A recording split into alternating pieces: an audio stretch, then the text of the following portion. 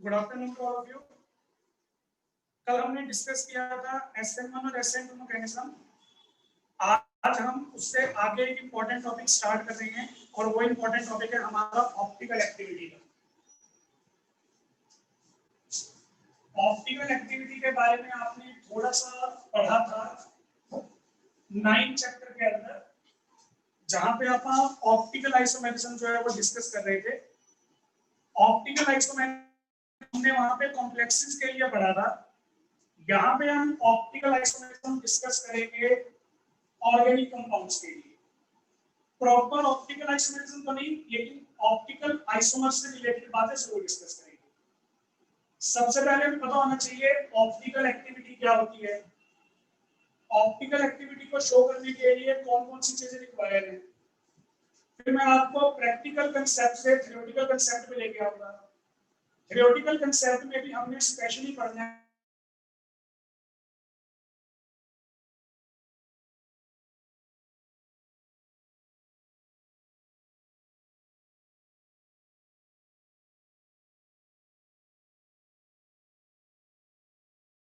Optical activity को calculate करने वाला डिवाइस है।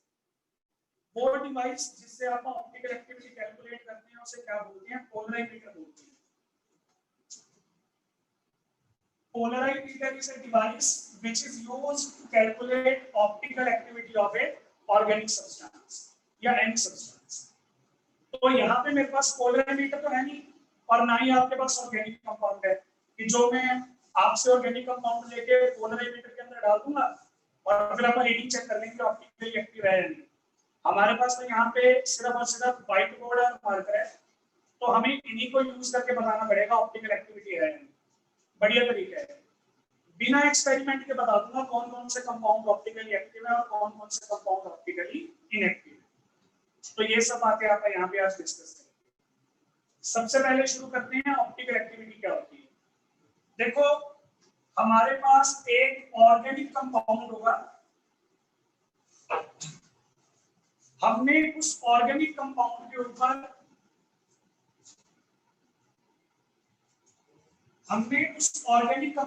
ऊपर लाइट फॉल करवानी है। जो ऑर्गेनिक कंपाउंड पे हम लाइट फॉल करवाएंगे ये कोई ऐसी वैसी लाइट नहीं है, इसे हम बोलते हैं plane polarised light. Ordinary light और प्लेन पोलराइज्ड लाइट में क्या फर्क होता है? जो हमारी ऑर्डिनरी लाइट होती है उसके पार्टिकल्स की वाइब्रेशन जो होती है वो सभी डायरेक्शंस में पॉसिबल होती है। ऑर्डिनरी लाइट का जो पार्टिकल होता है वो किसी भी डायरेक्शन में वाइब्रेट कर सकते हैं।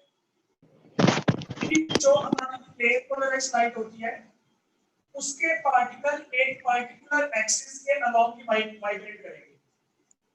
वो पार्टिकुलर एक्सिस कोई भी हो सकती है, x axis, y axis, z axis, कोई भी एक्सिस हो सकती है, लेकिन एक ही एक्सिस होती है। जैसे सपोज करो ये मेरा पार्टिकल है, लाइट पार्टिकल, तो ये ऐसे भी वाइब्रेट हो रहा है, ऐसे भी वाइब्रेट हो रहा है, ऐसे भी वाइब्रेट हो रहा है, जहां पे नहीं होना चाहिए वहीं पे वाइब्रेट कर रहा है। तो ये ऑर्डिनरी लाइट का पार्टिकल है। लेकिन अगर ये हमारी पोलराइज्ड लाइट होती तो ये एक ही टाइप का वाइब्रेशन शो करेगा, या तो ऊपर नीचे वाइब्रेशन या दाएं बाएं वाइब्रेशन। दोनों टाइप का नहीं, दोनों में से एक टाइप का। क्लियर हो गया होगा? तो हमारे पास यहाँ पे प्लेन पोलराइज्ड लाइट होती है जो हमने ऑर्गेनिक कंपाउंड पे फॉल करनी है। अगर हमारा organic compound optical activity show करता है तो वो क्या करेगा? प्लेन पोलराइज्ड लाइट की डायरेक्शन जो है वो चेंज करेगा। हमने इसकी डायरेक्शन चेंज की, डायरेक्शन चेंज करेंगे तो दो बातें हो जाएंगी, या तो हमारी प्लेन पोलराइज्ड लाइट जो है वो लेफ्ट में बेंड हो जाएगी या हमारी प्लेन पोलराइज्ड लाइट जो है वो राइट में बेंड हो जाएगी। जैसा मैंने आपको बताते दिखाया ना वैसे नहीं होता। मतलब आप सोचो लाइट जो है वो लेफ्ट में बेंड हो गई, सर ने तो 90 डिग्री पे बेंड कर दी, तो ये कोई जरूरी नहीं है कि 90 डिग्री पे बेंड होगी, 90 से कम ज्यादा भी हो सकता है। सिमिलरली हमारे पास यहाँ पे केस आया राइट वाला। जब आपकी प्लेन पोलराइज्ड लाइट जो है वो राइट में बेंड होगी तो ये कोई इट कैन बी 1 डिग्री और इट कैन बी 100 डिग्री, किसी भी एंगल पे वो बेंड हो सकती है। तो इस चीज को याद रखना। समझ में आ गया होगा? कोई भी एंगल हो सकता है। मैंने यहाँ पे 90 शो किया, इसका मतलब ये नहीं है कि 90 डिग्री क्लियर हो गई है ये बात। तो ये हमारे पास हमारा केस था ऑप्टिकल एक्टिविटी का।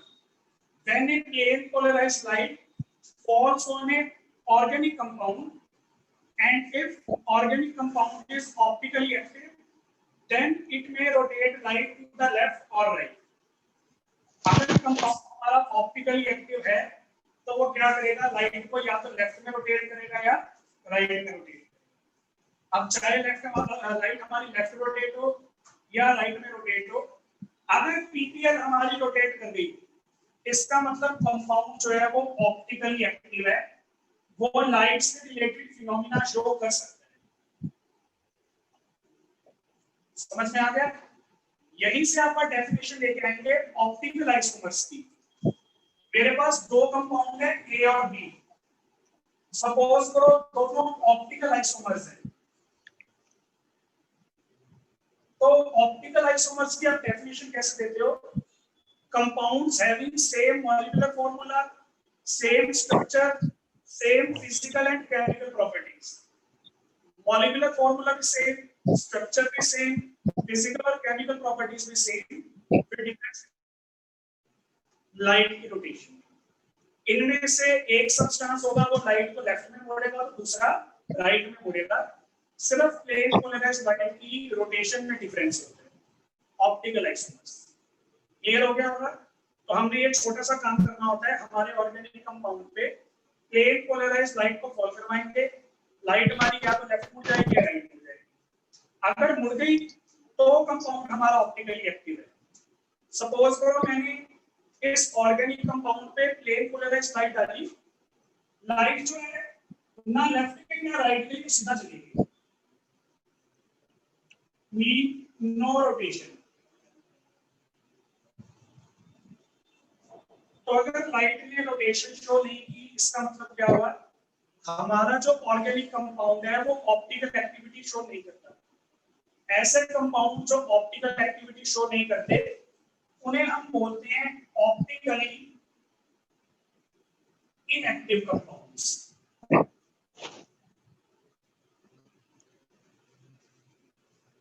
तो अभी जो मैंने यहाँ पे 5-7 मिनट बातें की हैं, उन 5-7 मिनट बातों का कंक्लूजन हमारे पास यही है कि ऑर्गेनिक कंपाउंड हमारे पास दो तरह के होते हैं।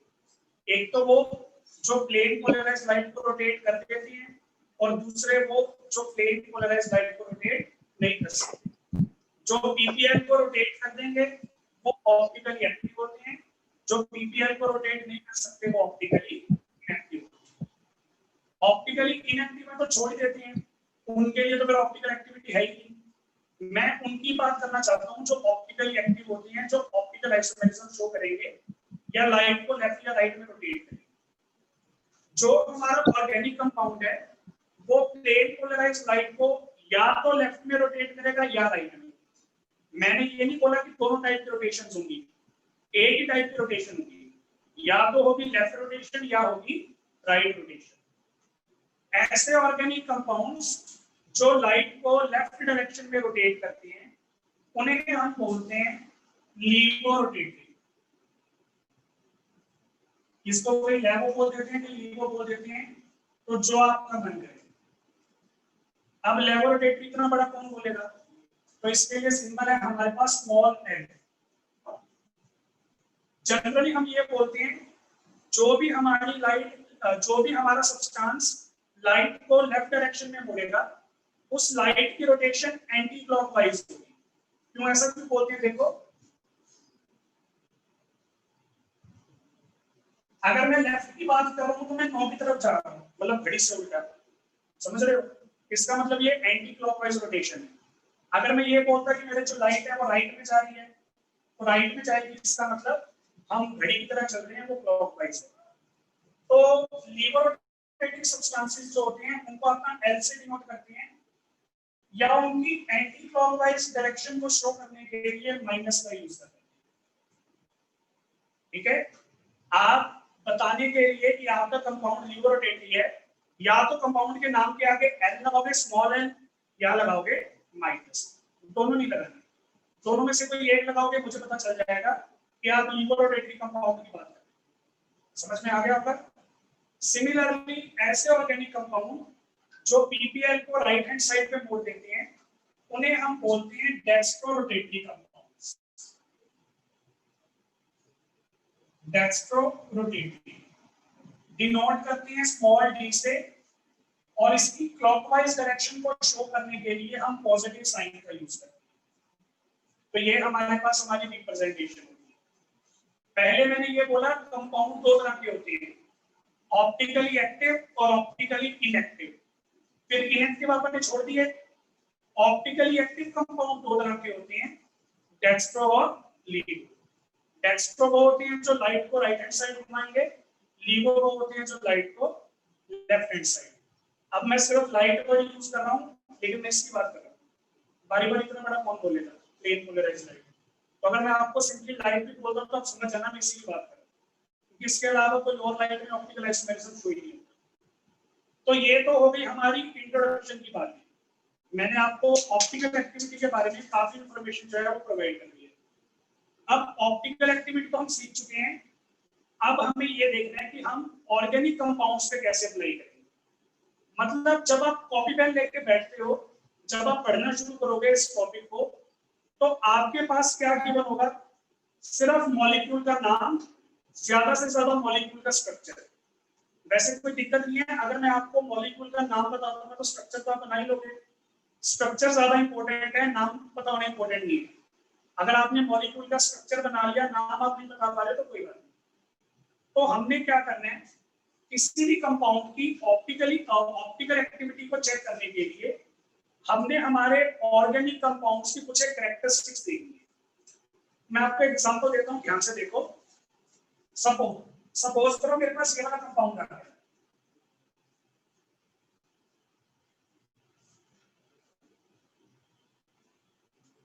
ये वाला कंपाउंड है। कोई मुश्किल कंपाउंड नहीं है, ये ऐसा नहीं है आप पहली बार पढ़ रहे हो। ये कौन सा कंपाउंड है? ये है 2-क्लोरोब्यूटेन। 1 2 3 4 4 कार्बन है ना, सेकंड कार्बन पे सब्स्टिट्यूएंट है 2-क्लोरोब्यूटेन है। इसका एग्जांपल ले लिया मैंने। जो हमारा 2-क्लोरोब्यूटेन है ये ऑप्टिकली एक्टिव है।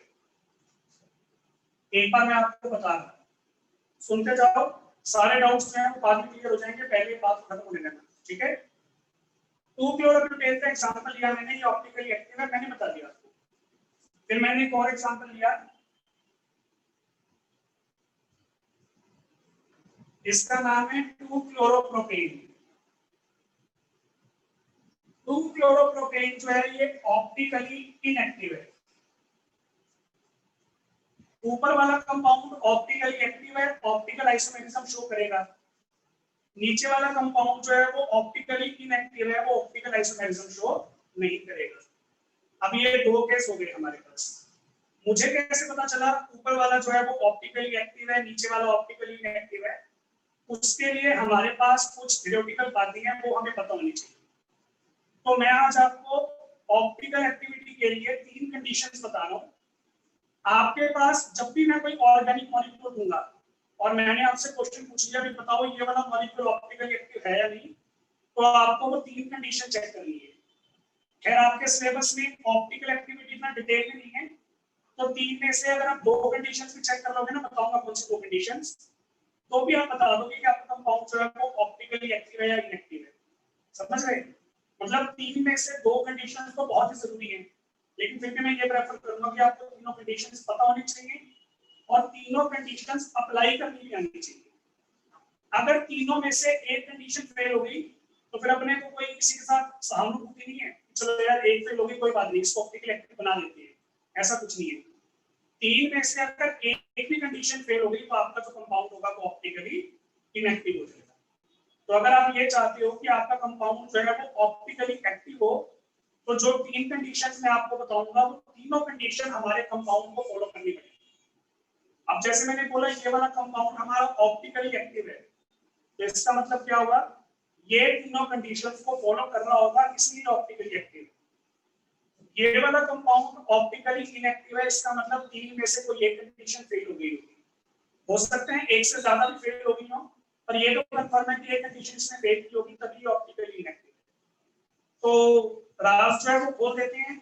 मैं आपको 3 कंडीशन बता देता हूँ कौन सी कंडीशन है। नंबर वाइज लिखूंगा। जो तीसरी कंडीशन होगी ना वो सबसे कम चेक की जाती है, मतलब वो बहुत ही रेयर आपको मिलेगी। पहली 2 कंडीशंस को आपको चेक करनी ही करनी है, कुछ मर्जी हो जाए। समझ में आ गया? तो यहाँ पे मैं आपको नंबर वाइज 3 कंडीशंस जो है वो बता रहा हूँ। तो स्टार्ट करते हैं सबसे पहले। अगर आप ये चाहते हो कि आपका organic compound optical activity show करे, तो आपके ऑर्गेनिक कंपाउंड के पास कायरल कार्बन होना चाहिए। थोड़ा सा इसको बढ़ा के लिख देते हैं। कम से कम एक कायरल तो होना ही चाहिए। एक से ज्यादा होंगे तो अच्छी बात है, लेकिन कम से कम एक कायरल कार्बन होना चाहिए। इसके बहुत सारे नाम हैं। इसको आप एसिमेट्रिक कार्बन भी बोल देते हो, और इसको आप स्टीरियो सेंटर भी बोल देते हो। ठीक है, तो ये हमारी पहली कंडीशन है। बताऊंगा सब कुछ, टेंशन नहीं लो। तो पहली कंडीशन ये है कि हमारे ऑर्गेनिक कंपाउंड में कम से कम एक कायरल कार्बन होना चाहिए। एक से ज्यादा होंगे तो बहुत अच्छी बात है, ऑप्टिकल एक्टिविटी उतनी बढ़िया आपको शो होगी, लेकिन कम से कम एक कायरल कार्बन होना चाहिए। सर आपने 50 बार बोल दिया कायरल कार्बन, बता दो तो क्या होता है कायरल कार्बन? तो कोई लंबी रॉकेट साइंस नहीं है। कायरल कार्बन क्या होता है? ऐसा कार्बन जो 4 अलग-अलग मॉलिक्यूल्स या एटम्स के साथ बॉन्ड बनाएगा। सर ये अलग-अलग नहीं है, कार्बन कार्बन सेम हो गए। अच्छा सॉरी, सेम हो गए। ऐसा कार्बन जो 4 अलग-अलग मॉलिक्यूल्स एटम्स के साथ बॉन्ड बनाएगा, उस कार्बन को हम क्या बोलते हैं? कायरल कार्बन बोलते हैं। अब इसको पहचानेंगे कैसे, मैं थोड़ा सा आपको एग्जांपल देता हूं। एक बार इस पे आ जाओ, क्योंकि इसका स्ट्रक्चर मैंने मिटा दिया, दोबारा बना लेंगे। एक बार इस पे आ जाओ। ये ऑप्टिकली इनएक्टिव है, तो हो सकता है इसके पास कायरल कार्बन ना हो। तो वो आप कैसे चेक करेंगे, मैं आपको वो बता रहा हूं। इस वाले कार्बन को चेक करो। हमारे पास 2-क्लोरोप्रोपेन का ये स्ट्रक्चर था। तो इस कार्बन की एक बॉन्ड बनी हुई है हाइड्रोजन के साथ, एक बनी हुई है क्लोरीन के साथ। ये दोनों तो अलग हो गई, लेकिन बाकी जो 2 बॉन्ड है वो सेम मॉलिक्यूल के साथ बनी हुई है। इसके लेफ्ट में भी मिथाइल है और राइट में भी मिथाइल है, मतलब चारों ग्रुप जो है वो डिफरेंट नहीं है। चारों ग्रुप अगर डिफरेंट नहीं है तो ये वाला कार्बन कायरल नहीं हो सकता। ये वाला कार्बन कायरल नहीं है। सर ये वाले हो सकते हैं, चेक कर लेते हैं। इस कार्बन की एक बॉन्ड तो बनी हुई है कार्बन के साथ, बाकी की 3 बॉन्ड सेम एटम से बनी हुई है हाइड्रोजन के साथ। तो यानी कि इसकी भी चारों बॉन्ड अलग अलग नहीं है, ये भी कायरल नहीं हो सकता। ये वाला कायरल है क्या? नहीं है, क्योंकि इसकी 3 बॉन्ड जो है वो सेम एटम के साथ बनी हुई है। कायरल कार्बन बनने के लिए कंडीशन ये है कि चारों बॉन्ड उसकी कैसी होनी चाहिए? अलग अलग होनी चाहिए। चारों बॉन्ड अलग अलग ये रहेगा। मैंने आपको बोला था 2-क्लोरोब्यूटेन जो होता है वो ऑप्टिकली एक्टिव होता है। तो 2-क्लोरोब्यूटेन को ना बनाने के 2 तरीके हैं। मैंने आपको बोला, मैंने कहा कॉपी पे बनाओ 2-क्लोरोब्यूटेन। तो कुछ बच्चे ऐसे बनाएंगे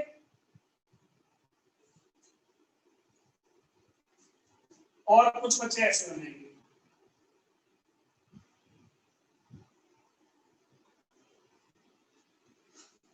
सही है ना? 2-क्लोरोब्यूटेन को आप इस तरीके से रिप्रेजेंट कर सकते हो। ये वाला कार्बन कायरल नहीं है, इस पे 3 ग्रुप सेम है। ये वाले कार्बन भी कायरल नहीं है। मुझे कैसे पता? इस फॉर्मूला से। इस कार्बन पे 2 सेम ग्रुप आ रहे हैं, हाइड्रोजन सेम ग्रुप आ रहे हैं, मतलब ये कायरल नहीं होगा। इस पे कितने सेम ग्रुप आ रहे हैं? 3। तो ये भी कायरल नहीं है, ये भी कायरल नहीं है, ये भी नहीं है, ये भी नहीं है। इसको देखो, इस पे एक आ रहा है हाइड्रोजन, एक आ रहा है क्लोरीन, एक आ रहा है मिथाइल CH3, और दूसरा आ रहा है इथाइल। ये दोनों, अगर आपको इथाइल वाली बात समझ में नहीं आई तो इस पे आ रहा है CH2। चारों ग्रुप सेम ही है, चेक कर लो। ये है CH3, ये है CH2, ये है हाइड्रोजन और ये है क्लोरीन। इस कार्बन पे चारों जो चारों बॉन्ड है हमारे वो डिफरेंट डिफरेंट एटम्स और मॉलिक्यूल्स के साथ अटैच हैं, इसलिए ये वाला कार्बन हमारा कायरल है। जो कार्बन हमारा कायरल होता है वो ही ऑप्टिकल एक्टिविटी शो करता है। सर दिखने में चारों सेम लग रही है, तो मैं कैसे बताऊंगा ये कायरल है? अगर आपको कायरल कार्बन की रिप्रेजेंटेशन देनी है तो ज्यादा कुछ नहीं करना, उसके ऊपर स्टार बना। जो भी कार्बन आपका कायरल होगा वो आपको बताना पड़ेगा इस कार्बन की वजह से हम हमारे कंपाउंड को ऑप्टिकली एक्टिव बोल रहे हैं। फिर आप कायरल कार्बन की रिप्रेजेंटेशन स्टार लगा के रिप्रेजेंटेशन। तो इसमें 4 कार्बन थे, लेकिन 4 में से एक कायरल है ना, इस वजह से ये ऑप्टिकल एक्टिविटी शो कर सकता है। मैंने ये नहीं बोला कर रहा है, ये 2 कंडीशन अभी पड़ी है, हो सकता है दोनों में से कोई फेल हो जाए। तो पहली कंडीशन तो ये पास कर, समझ में आ गया? बोलो सर इसमें राइट और लेफ्ट पैरेलल कैसे पास होता है? राइट कैसे वाला बोले पर राइट और लेफ्ट पैरेलल के जैसे आपने टू नंबर को भी लिखा, उसमें सीएसपी और सीएसपी का कैसे पता चलेगा? ये वाला आपने ग्रुप का देखना, ग्रुप दोनों सेम है या नहीं। इसके लेफ्ट में मिथाइल ग्रुप है CH3, इसके राइट में भी मिथाइल ग्रुप है। मैंने तो बस इतना बोला, दोनों जगह पे ग्रुप सेम आ रहा है। अब देखो जो CH3 होता है ना उसे अपन मिथाइल बोलते हैं, लेकिन जो CH2 होता है ना उसे मिथाइलिन बोलते हैं। तो नाम अलग अलग है, इसका मतलब ग्रुप भी अलग अलग होंगे, इसलिए मैंने बोला इसके 4 ग्रुप जो है वो अलग अलग। बाकी आपको ये नहीं करना होता, आप जिस कार्बन को कायरल देख रहे हो ना उसके बाद जितने भी कार्बन आ रहे होंगे वो सभी इकट्ठे लिखने होते हैं। मतलब आप ऐसे चेक नहीं करोगे, चेक आप ऐसे ही करोगे। अब तो आपको दिखने में दोनों डिफरेंट लग रहे हैं ना, ये चीज बोल रहा हूं। मेरी ये वाली बात किसी को समझ में नहीं आई, दोबारा देखो। मेरे पास में ये कंडीशन थी,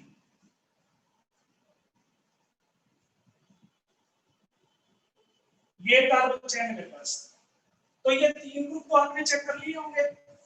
जब आप राइट वाला ग्रुप चेक करोगे तो आप इसको नहीं देखते, इस पूरी चेन को देखते हो। मतलब आपने CH2 नहीं देखना, आपने देखना है C3H7। अब चेक करो, अब चारों अलग अलग है ना, इसका मतलब ये है। तो उस कार्बन पे, जिस कार्बन पे आप चेक कर रहे हो उस पे जितना बड़ा मॉलिक्यूल होगा आपको सारा चेक करना होता है। सिंपलिसिटी के लिए मैंने बोल दिया कि पहला देख लो, उसमें भी काम चल जाएगा। समझ में आ गया होगा? तो ये हमारे पास हमारा क्राइटेरिया होता है। पहली कंडीशन समझ में आ गई होगी। अब आ जाते हैं दूसरी कंडीशन पे, ये मैंने आपको 9 चैप्टर में बता दी थी। सेकंड कंडीशन है, जो हमारा कायरल कार्बन वाला मॉलिक्यूल होगा उसकी मिरर इमेज कैसी आनी चाहिए? Non super imposable.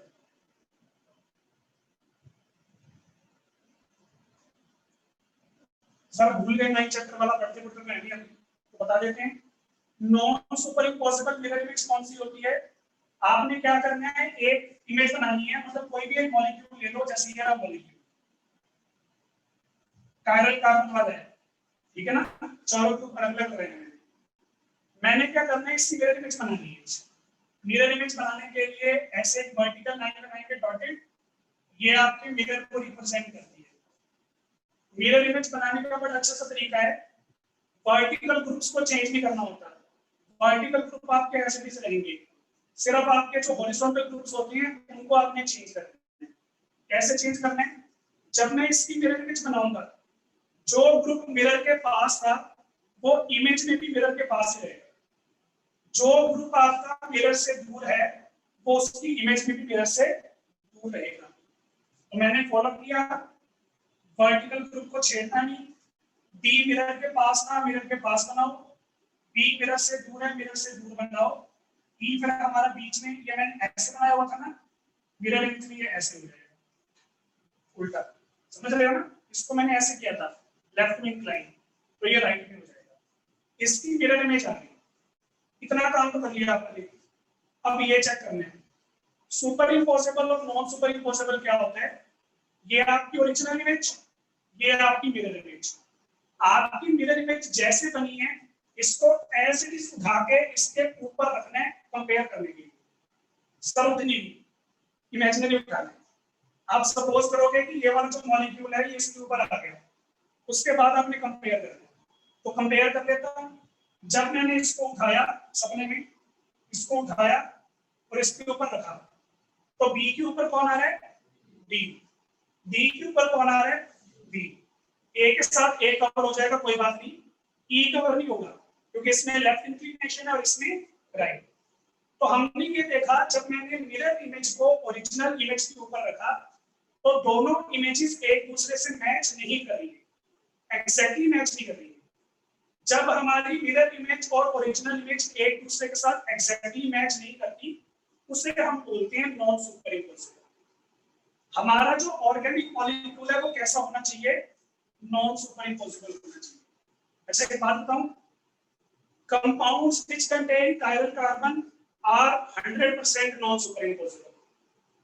जिनके पास कायरल कार्बन होते हैं उनकी मिरर इमेज 100% क्या आएगी, नॉन सुपरइम्पोजिबल आएगी, चाहे चेक नहीं करता, पता तभी आनी आएगी। पर चलो फिर भी एक कंडीशन है वो बतानी चाहिए, इसलिए मैं आपको बता, बात समझ में आ गई। ये हमारी दूसरी कंडीशन है। नॉन सुपरइम्पोजिबल को समझाने के लिए सबसे बड़ी एग्जांपल होता है हाथ का। हाथ का एग्जांपल ले लो, ये ओरिजिनल इमेज है हाथ की, यहाँ पे मिरर है, नाक में से जा रहा है, ठीक है, तो ये अपनी ओरिजिनल इमेज है। थंब जो है ना वो मिरर के पास है, इसकी मिरर इमेज क्या आएगी, इसकी मिरर इमेज ये आएगी। थंब मिरर के पास था, मिरर इमेज में भी थंब जो है वो मिरर के पास है, तो ये इसकी मिरर इमेज आ गई। मैंने क्या करना है, मिरर इमेज को उठा के ओरिजिनल इमेज के ऊपर रखना है। तो देखो थंब जो है वो ओवरलैप नहीं हो रही, इसका मतलब ये वाली मिरर इमेज कौन सी है, नॉन सुपरइम्पोजिबल। मेरे हाथ जो है वो ऑप्टिकली एक्टिव है पर इनमें कायरल कार्बन नहीं है। कायरल कार्बन होता फिर देख लेते, पहली कंडीशन सेटिस्फाई नहीं हुई, दूसरी देखने की जरूरत नहीं है। समझ रहे हो ना, अगर इनमें कार्बन होता तो मिरर इमेज क्या हो जाती, नॉन सुपरइम्पोजिबल। कार्बन नहीं, कायरल कार्बन। कंडीशन समझ में आ गई होगी, दो कंडीशंस क्लियर हो गई। अब आ जाते हैं लास्ट कंडीशन पे।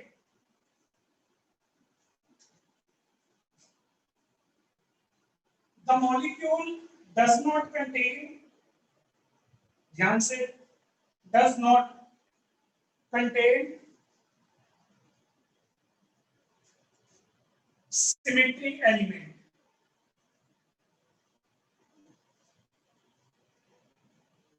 जो हमारा मॉलिक्यूल है उसके अंदर सिमेट्री एलिमेंट प्रेजेंट नहीं होना चाहिए।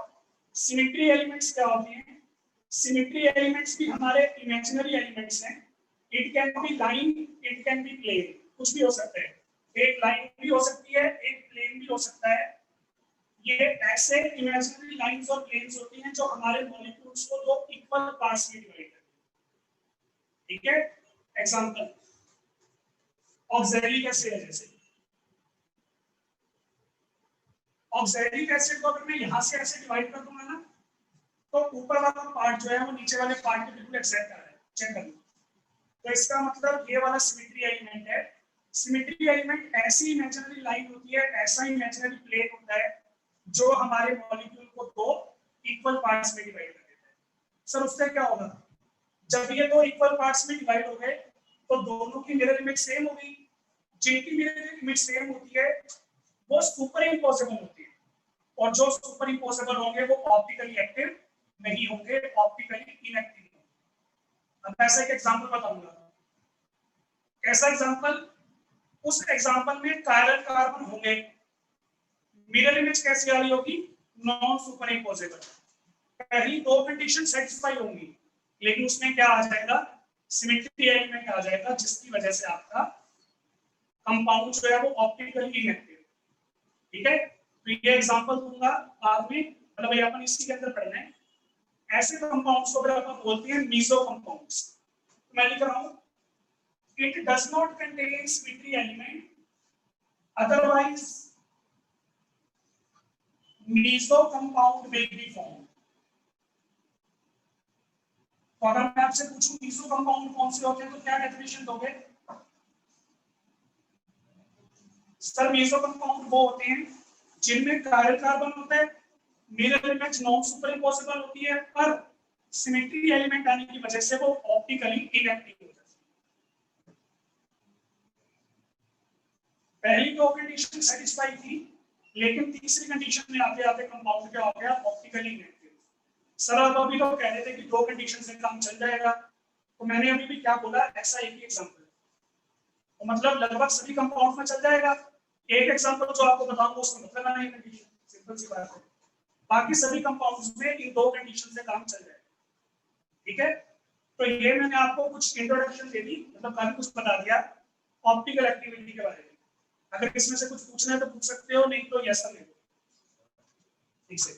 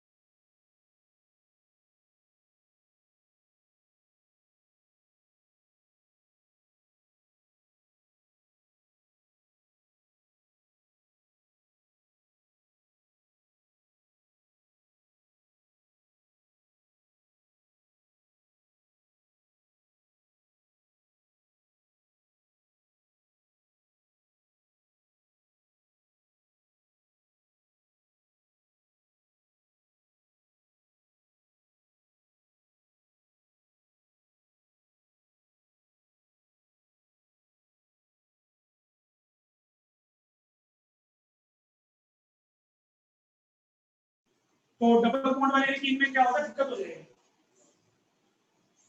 डबल बॉन्ड वाला एल्कीन कैसा मर्जी हो, आपको ये वाली बॉन्ड तो मिलेगी मिलेगी, फिर एक कार्बन ने एक से ज्यादा बॉन्ड्स बना ली सेम एलिमेंट के साथ, कायरल हो जाता है। कायरल नियम शो नहीं करेगा, तो कायरल तभी होगा जब चारों बॉन्ड अलग अलग होंगे, तो वो sp3 होगा। अगर वो sp3 होगा तो फिर अपना टेट्राहेड्रल बनेगा। अच्छा, एक मैं आपका डाउट दूर कर देता हूँ, कई बार ना कार्बन चेन लंबी लंबी आ जाती है, फिर लंबी लंबी कार्बन चेन्स को टेट्राहेड्रल तरीके में शो करना मुश्किल हो जाता है। क्यों? टेट्राहेड्रल में मैं सिर्फ एक ही कार्बन शो कर सकता हूँ। अब जैसे मान लो 6 कार्बन की चेन आ गई, 6 कार्बन की, अब उसमें क्या हुआ,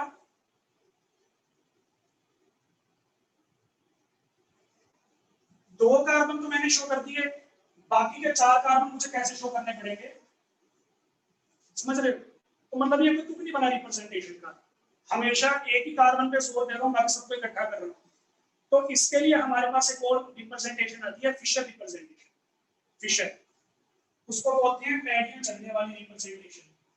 अब ऐसा क्यों बोलते हैं वो फिर मैं आपको जब एग्जांपल दूंगा तब बताऊंगा इसकी रिप्रेजेंटेशन कैसी है, वो आपको फिर मैं एग्जांपल में बताऊंगा। तो ये 3 कंडीशंस क्लियर हो गई होंगी। अब हमारे पास बहुत सारे ऑर्गेनिक कंपाउंड हैं, हमने इस चैप्टर में भी पढ़े। मैं आज का लेक्चर को खत्म कर रहा हूँ बस 2 मिनट में। आपको एक छोटी सी चीज बता दी, जो डेफिनेशंस हैं एनेंटियोमर्स, डायस्टेरियोमर्स वगैरह, ये सारी डेफिनेशंस मैं आपको कल पढ़ाऊंगा। पर एक चीज बता रहा हूँ, हमने ना SN1 मैकेनिज्म में और SN2 मैकेनिज्म में 2 बातें बोली थी, अगर आपको बातें याद हो तो बताना। SN2 मैकेनिज्म में मैंने बोला था इन्वर्टेड प्रोडक्ट बनता है। SN2 मैकेनिज्म में कौन सा प्रोडक्ट बनता है, इन्वर्टेड, या प्रोडक्ट फॉर्म्ड विद इन्वर्जन, उल्टा प्रोडक्ट बनेगा। SN1 में मैंने कुछ नहीं बोला था, पर मनजोत ने बोल दिया था सर रेसिंग मिक्सचर बनता है। फिर जब मनजोत ने बोला फिर मैंने बोला था कि इसमें रिटेंशन भी होगी और इन्वर्जन भी होगी। तो मैंने आपको प्रोडक्ट के रिगार्डिंग जो ये 2 बातें बताई थी ना, ये दोनों बातें जो हैं ये ऑप्टिकल एक्टिविटी से रिलेट करती हैं। आप ऑप्टिकल एक्टिविटी की हेल्प से बता सकते हो कि आपका प्रोडक्ट जो है वो इन्वर्टेड है और रिटेंशन वाला है। बात समझ में आई? तो ये कैसे बताएंगे, इसके बारे में कल बात करेंगे। और जो आपकी 3 डेफिनेशंस हैं, एनेंशियोमर्स, डायस्टेरियोमर्स और मीसो कंपाउंड्स, गोलगप्पे का पानी, मीसो कंपाउंड, उसके बारे में फिर आप बात करेंगे। ठीक है, चलिए।